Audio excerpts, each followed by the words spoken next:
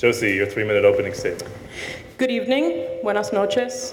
My name is Josie Valentin. I'm running for Ward 4 City Councilor. Mi nombre es Josie Valentin. Estoy corriendo para concejal del Distrito 4 aquí en Holyoke.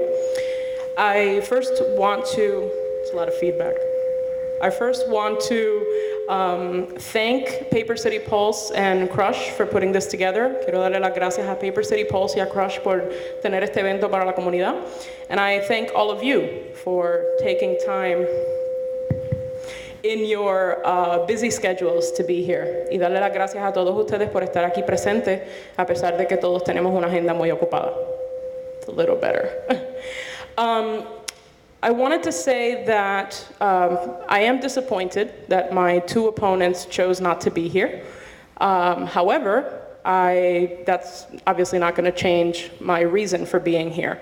Estoy un poco sorprendida de que mis dos oponentes no están aquí, pero voy a tomar la oportunidad de todas maneras.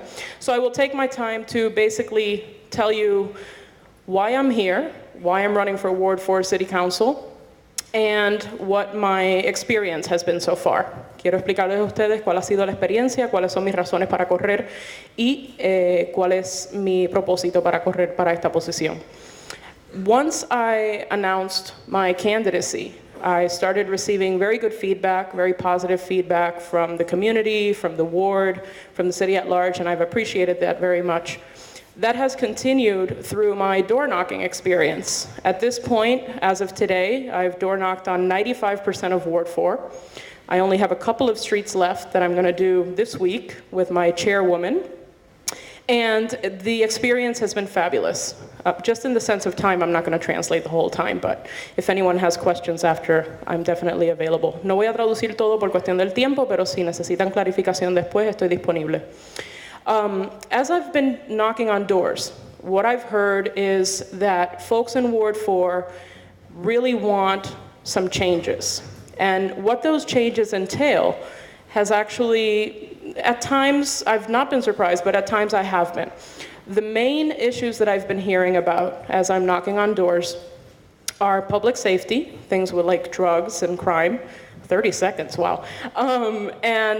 Also, what I've been doing is making sure that I'm making notes of the things that folks are concerned about.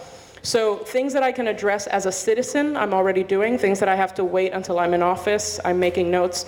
And the experience has really been one where folks are really interested in doing what I want to do for Ward 4, which is have some major resident involvement. The police cannot do their work by themselves. DPW cannot do their work by themselves. We really need to have resident involvement. Thank you. This comes from the public. How do you feel about the Holyoke YMCA's plan to expand its parking and take down the Farr Mansion?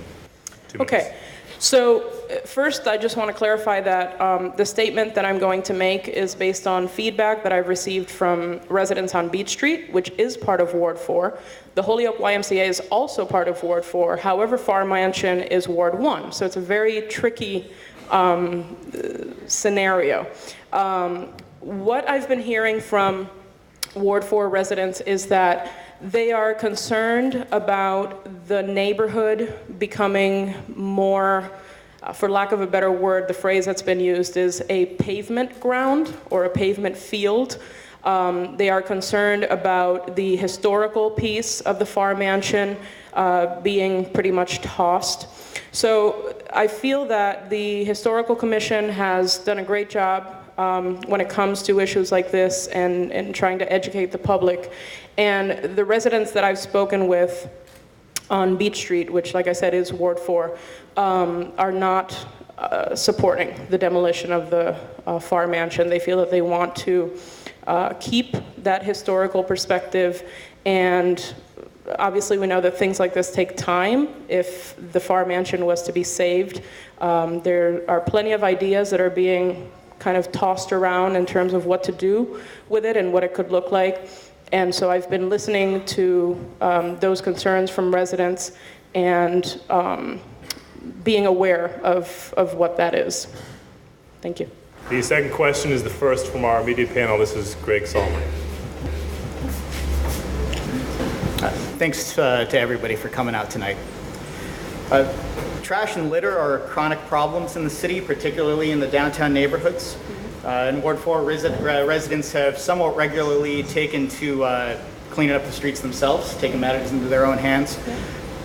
Do you believe the city needs to take a greater role cleaning up trash, litter, and illegal dumping? And what specific strategies, policies, or ordinances would you propose to deal with that issue? Thanks for the question, Greg. One of the things that I've been doing as I've been door knocking is I've been sharing information with residents that they're not really aware of, and I'll give you a perfect example. We did a neighborhood watch walk a couple of weeks ago, and we went to a couple of different streets and a couple of different alleys, and alleys are usually way bigger issues than the streets themselves. I'm going to give an example that is specific to the alley between Beach and Pine. It came to our attention during that walk that there is a house on Beach Street that is boarded up, and the back of that house, which is a car garage, used to be boarded up, and people have broken into it, and it's now being used for drug use. It's being used by substance abusers. So one of the things that I'm doing, for example, without being in office, is I'm trying to be a liaison between the residents with their concerns, the police department, the Board of Health, and all these entities that would be responsible for some of this.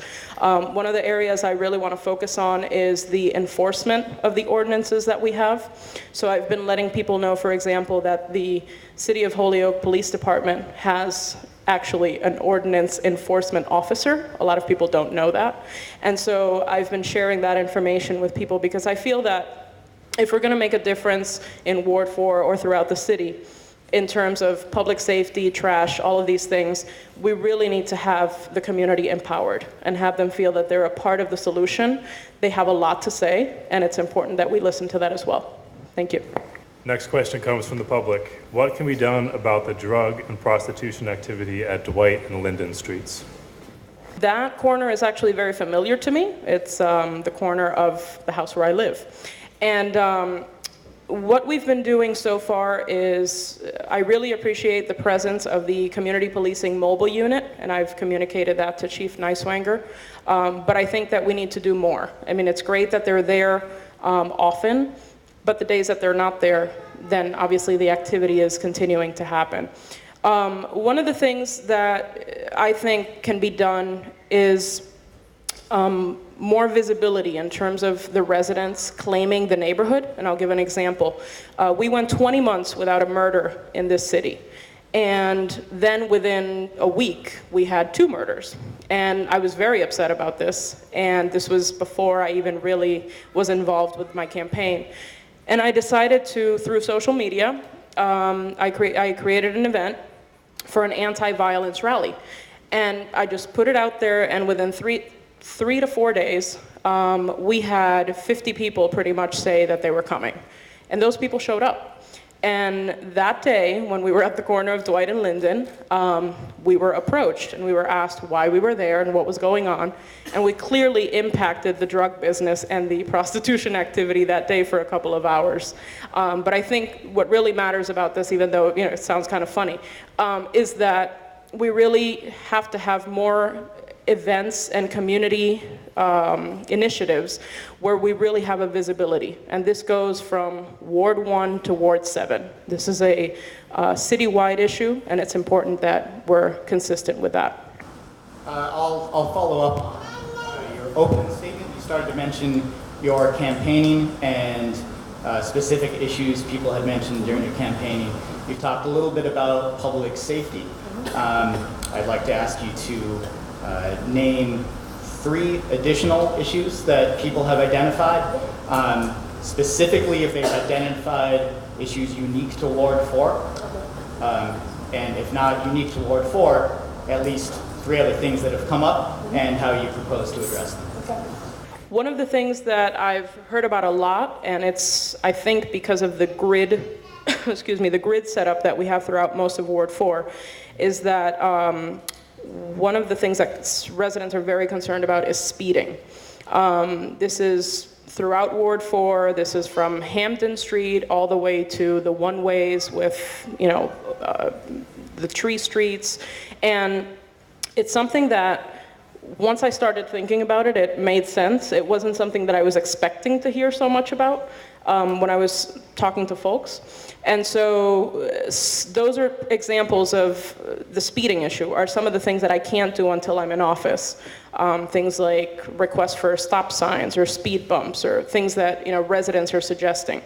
My plan for that is really to talk to the people that are affected by these things, because the same things that affect me on Linden Street, speeding kind of being one of them, are probably not the same for a street like Sycamore.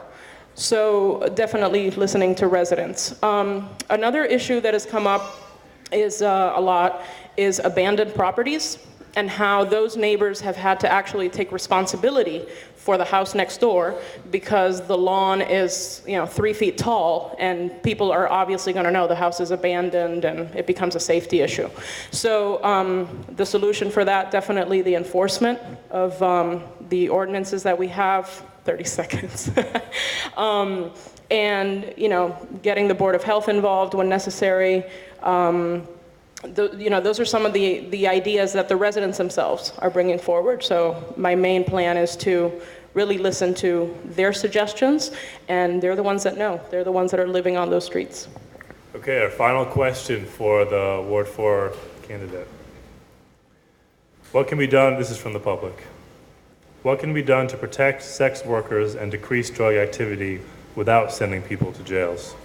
When I think about substance abuse, and I'm very familiar with substance abuse because I'm actually a licensed addictions counselor, in my work at Holyoke Community College and in my clinical work, these are folks that I come across quite a bit. There's a history of criminalizing addictions, and that's a long, long history that we have in our society.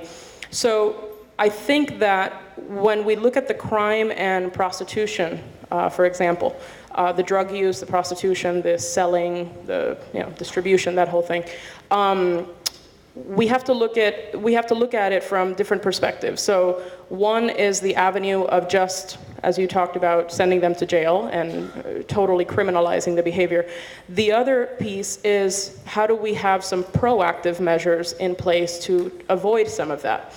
The problem is that in our state, as well as nationwide, there has been a decrease throughout the years in the treatment and services that are available to deal with substance abuse issues. So we're dealing with increasing numbers of folks with addiction issues that are then moving to crime and all these other public health issues, and a decrease at the same time in the services and resources that are available for these folks. So a lot of it is some creative case management, for lack of a better term, where, for example, my hope would be to connect with agencies or programs throughout the city, such as SEPA, who does work with substance abusers, maybe even Providence Detox, some of the few services we have left for substance abuse, and that we try to see how can we do some more proactive work with the very limited resources we have to try to have a positive impact on the toll that crime is taking in our city. Okay, that's all for Ward 4. Following your 1-minute closing statement. Okay. What I want to say is that I really appreciate the positive feedback that I have received since the minute I announced my candidacy. My interest in Ward 4 is not tied to anything or anyone, and I'll kind of further that by saying that I've never run for office. I'm doing this because I am a concerned citizen. I'm doing it because Ward 4 has never had a Spanish-speaking city councilor, and Ward 4 is 70% Latino, and that to me is just mind-boggling. And so I feel that I have a personality where I can be approachable, I can be accessible, I can listen to people, and what I'm telling them when I'm door knocking is, when you have a question, I will look into it, I will address it, I will find the answer for you, and even if you don't like the answer I'm going to give to you, I'm still going to give it to you, because that's who I am. I'm transparent, I'm open, and to me, this is not about old Holyoke or new Holyoke, this is about one Holyoke. Thank you.